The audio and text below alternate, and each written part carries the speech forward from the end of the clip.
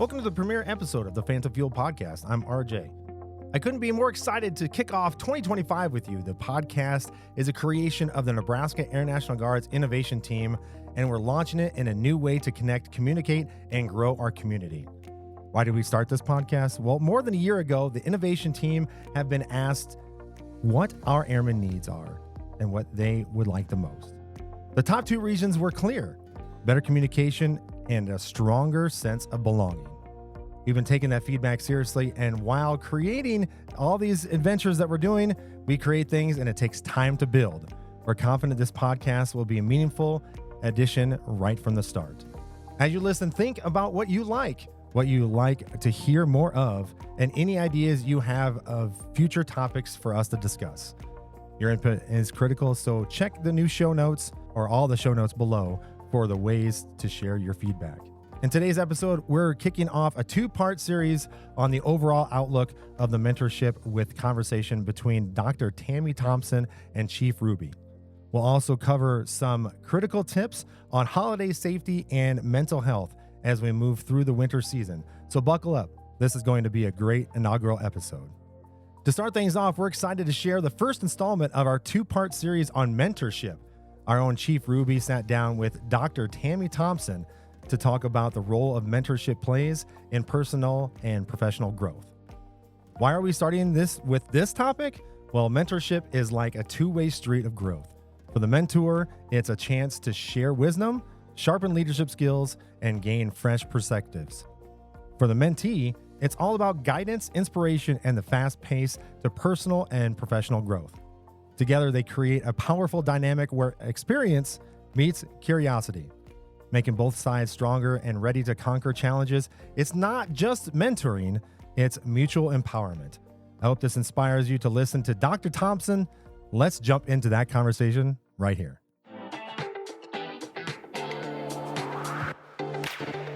The views expressed by our guests and hosts are their own and do not necessarily reflect the views of the Air Force, Air National Guard, Nebraska Air National Guard, Nebraska National Guard, or any government agency. Welcome to the Phantom Fuel podcast. I'm Chief Ruby. With us, we have Dr. Tammy Thompson. She is also retired Colonel Thompson from the Nebraska Air National Guard.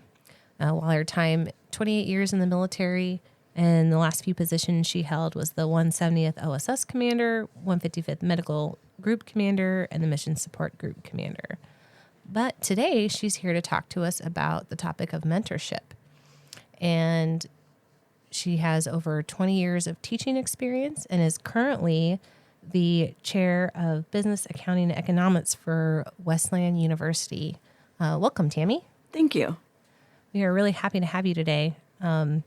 I know you have a passion for teaching. Can you tell us where that passion came from? Sure. I started out with the Air National Guard, and we had a partnership with the Czech Republic. And as part of that partnership, I had the opportunity to teach English as a second language to Czech soldiers. And while I was there, I became really interested in teaching. And one of the individuals there that kind of ran the program had talked to me and said, "Hey, have you ever thought about going into teaching?" And I said, "Well, no, but I really do like it." And that was really what sort of sparked my interest in exploring it. And when I came back, I was fortunate enough to find an adjunct position at Nebraska Wesleyan University, and so started teaching there shortly after one of my first trips over to the Czech Republic. So I have known you since you've been in the military, because I remember giving you some briefings.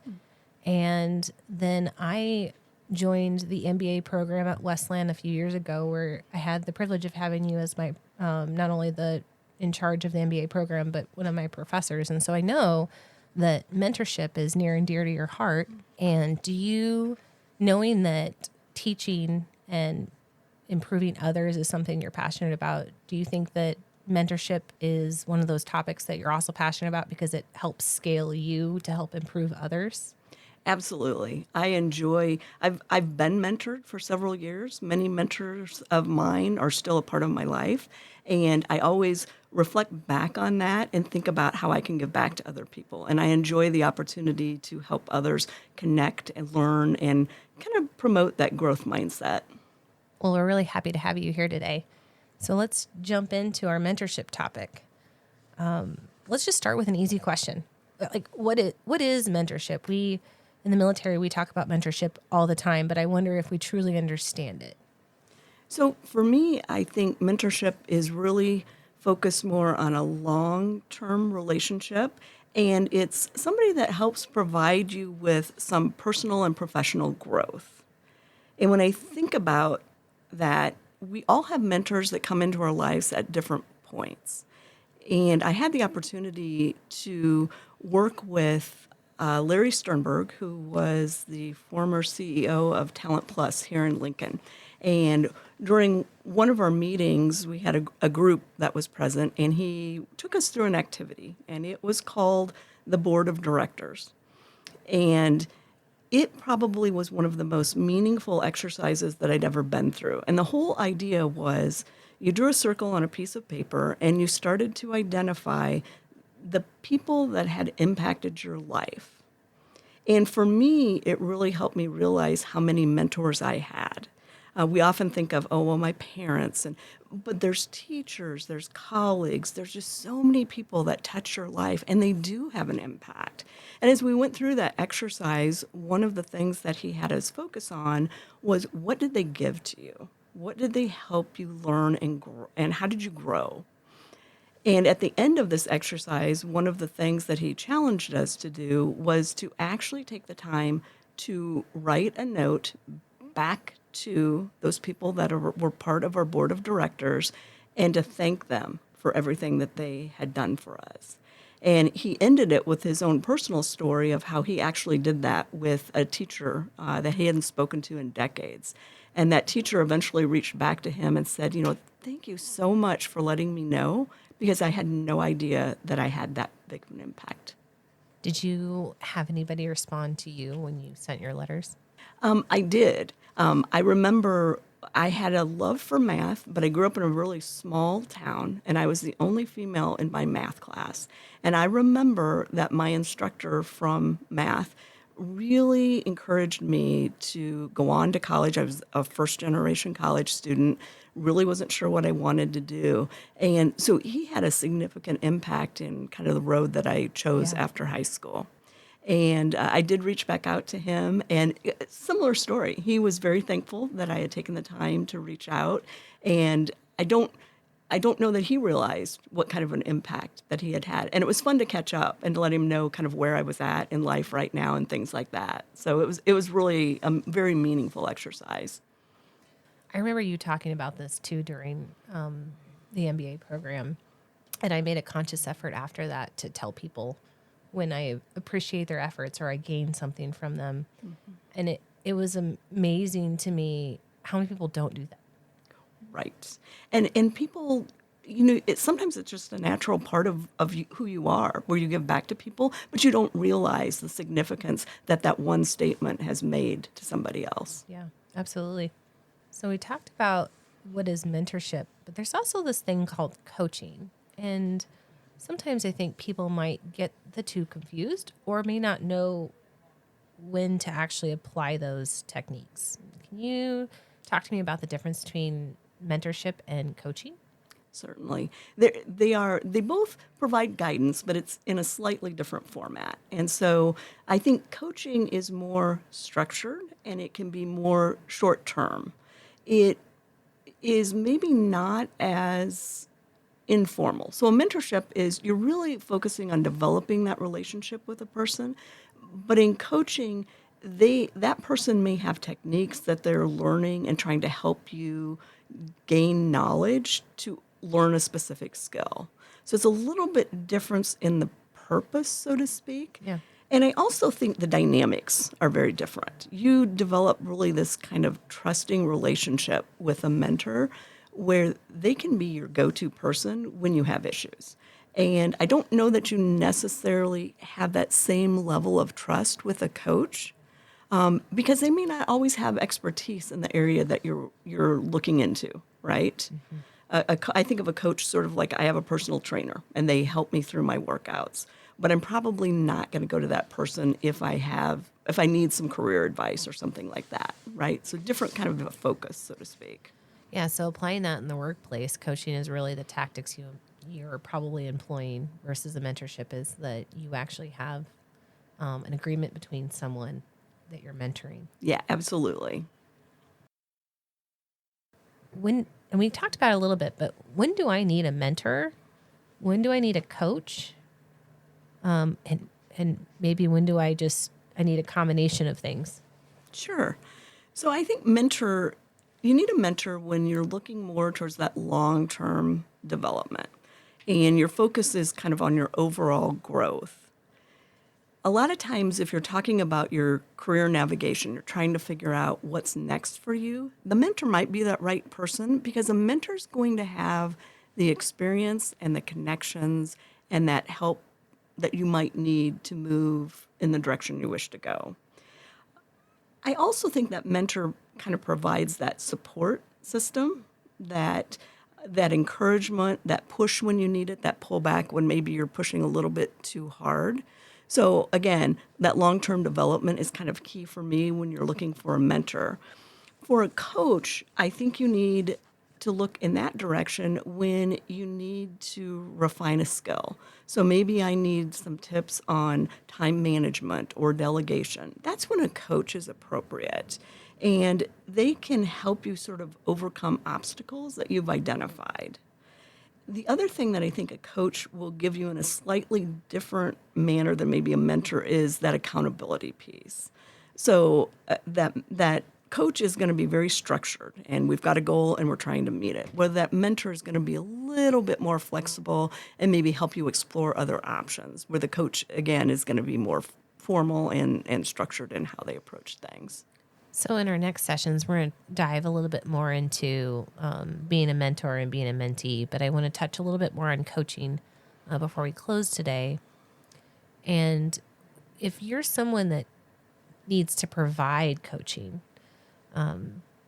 is it always obvious to the person that you're coaching? It doesn't have to be.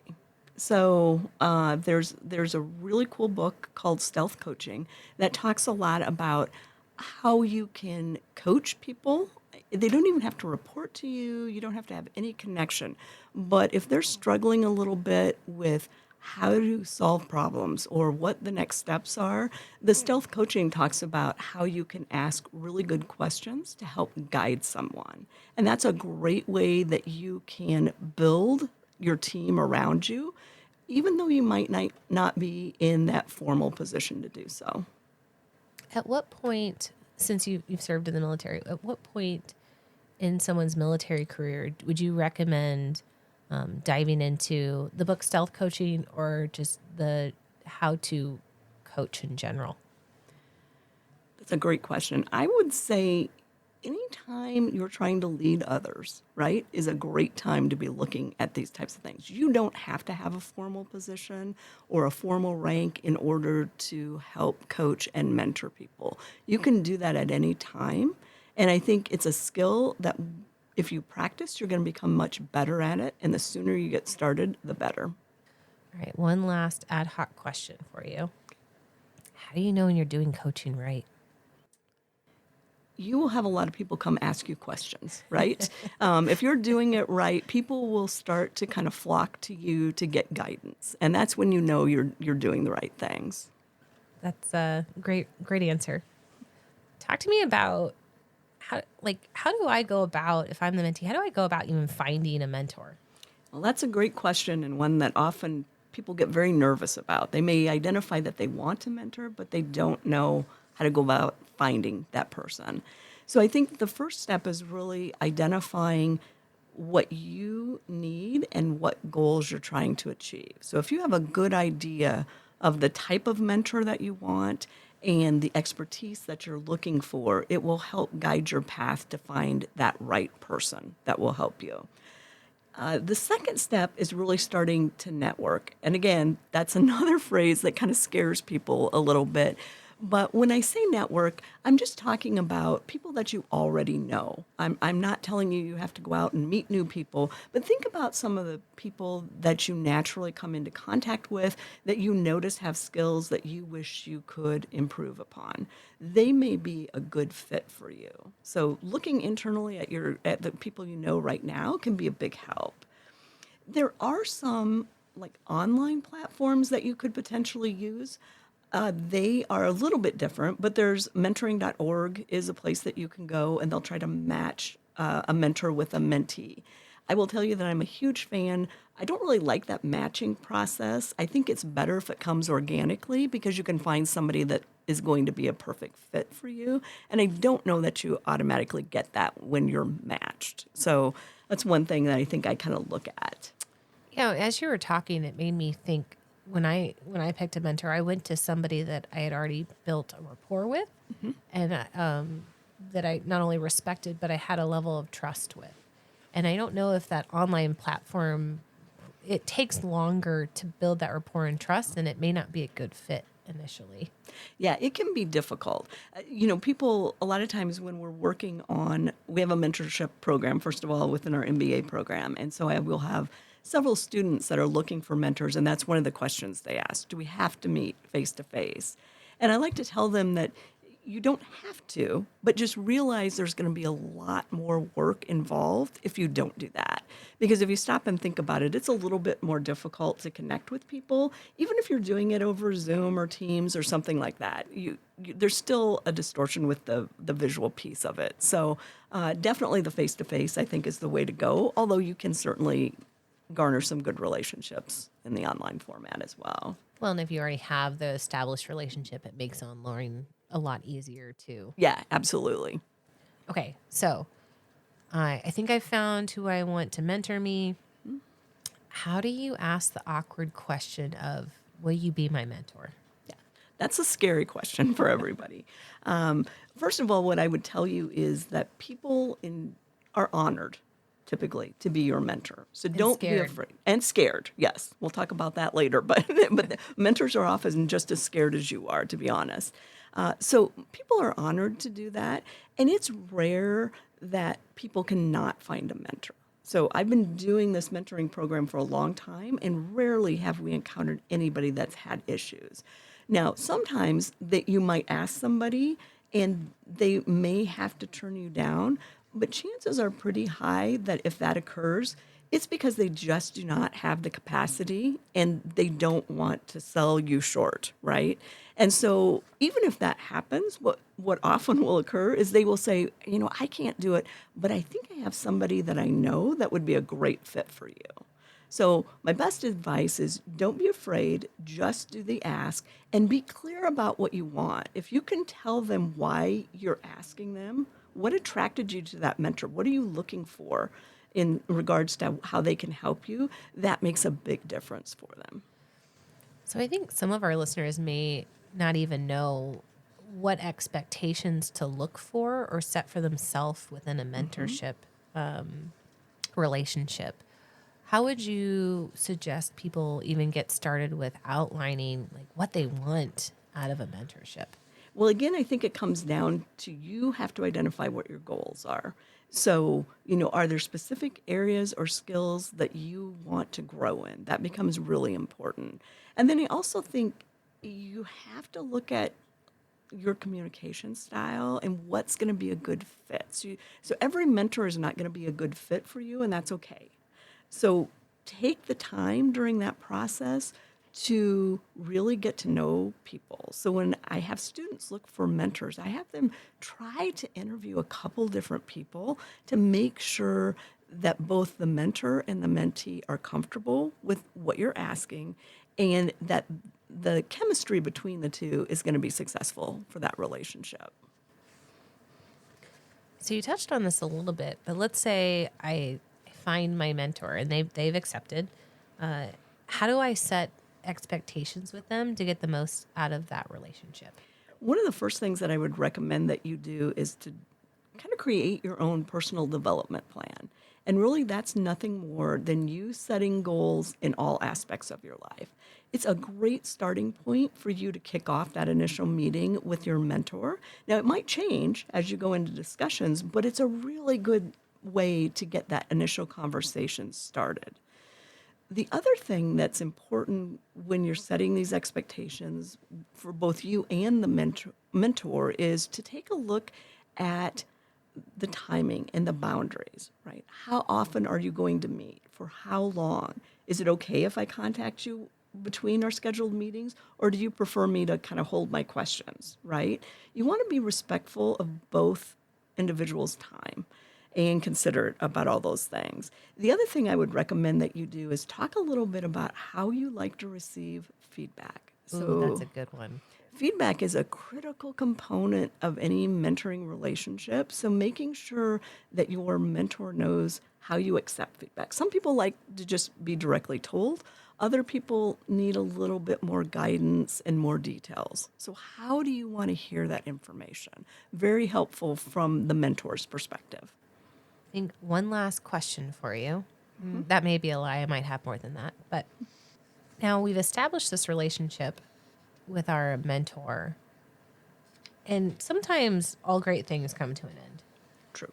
So once my goals have been achieved or they need to change, how do I either adjust or end the relationship with my mentor? Yeah, that can be a little bit tricky. And it's important. I think a lot of times those mentors might stay in your life all the time, and I would encourage that. But the amount of time you spend with them could change. So I think it's important that you communicate openly with your mentor to say, hey, when we started, this was my goal, and I think I'm there. And so I'm wondering, I want to be considerate of your time. So I'm wondering if maybe we don't meet quite as frequently, but we still stay in contact. Kind of finding that tactful way to let them know that you've kind of received what you needed from them and you're looking on to maybe some new goals. And you might even share those new goals with them and say, now I'm looking to kind of expand in this direction. Do you have any recommendations of people that I might need to visit with? And that can be helpful too, as far as giving you more contacts and potentially some new mentors that will help guide you along the way. I think it's also really important that you express your gratitude. So that person has taken on some time to spend with you. So make it personal. Back to that board of directors that I talked about in the very first podcast. And making sure you let them know what you learned and what you took away from that relationship is super important. Have you asked others to mentor you? Formally? I have, yes. I have formally asked other people to mentor me, and it has always worked out in my favor. I talked a little bit about that activity with that board of directors. Many of the people that I have asked to mentor, I'm very specific with them about, hey, I'm trying to improve upon my time management skills or this particular characteristic. Could you help me, and would you be willing to spend some time with me so that I can refine that? Have you ever been asked for someone to have you been asked specifically for you to mentor someone? Yeah, absolutely. I mentor a lot of people all the time. On my way over here, I just got a message from a friend of mine and she said, hey, can we meet up? I'm looking for a new job possibility and want to talk through some opportunities with you. So absolutely. All right. Well, now that we've given you, our listeners, some guidance on how to be a mentee and what to look for in your mentor, we're going to wrap up today and catch us next time when we talk about how to actually be a mentor. Thanks for your time, Tammy. Absolutely. What an incredible discussion. Dr. Thompson and Chief Ruby highlighted how mentorship is just about career development. It's about building relationships and empowerment and uplifting. Mentorship is something we all can benefit from, whether we're seeking guidance or offering it to someone else. Also, remembering listening is not only a part of it, but it's my favorite part, as a, podcaster right here. Stay tuned for part 2 of this series. In our next episode, we'll dive even deeper into the practical aspects of becoming a great mentor. As we move into the heart of the winter season, staying safe, both physically and mentally, is a top priority. Here are some tips to help you navigate this time of year. Let's start with winter travel safety. Be cautious of black ice on the roads, sidewalks, and parking lots. Drive slowly, wear shoes with good traction, and always plan extra time for your commute.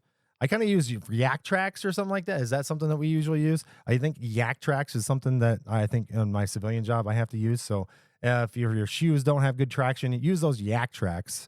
You can find them somewhere in the store, I think somewhere around there. Equipment checks. Make sure your winter equipment like snowblowers or vehicles is ready to go before the next big freeze. There's nothing worse than trying to fix a snowblower in sub-zero temperatures while half buried in the snow. I laugh about that because I think in the last time we had a snowstorm, I tried to start the snowblower at like 20 below zero with like a foot of snow, and it was a bad deal. So yes, equipment checks is one of those ones. And my favorite, mental health awareness. Now that the holidays are coming to an end and we are kicking off 2025, remember it's okay to feel overwhelmed. Reach out to a friend, take a break when you need it, or connect with resources like Military One Source or our chaplain team. Prioritize mental health is just as important as physical safety. By staying proactive and supporting one another, we can ensure this season is safe and enjoyable for everyone. Before we wrap up this episode, I want to take a moment to highlight some of the amazing things happening within the Air National Guard, not just here in Nebraska, but across the globe.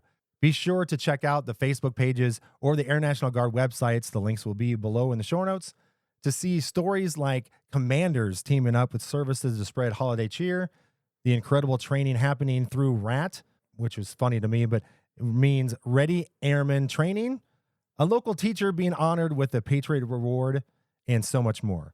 The Air National Guard is making a big impact, and these are great places to see it in action. Thank you for joining us for the very first episode of the Phantom Fuel podcast. The podcast is built for you, and we want it to grow and evolve with your input.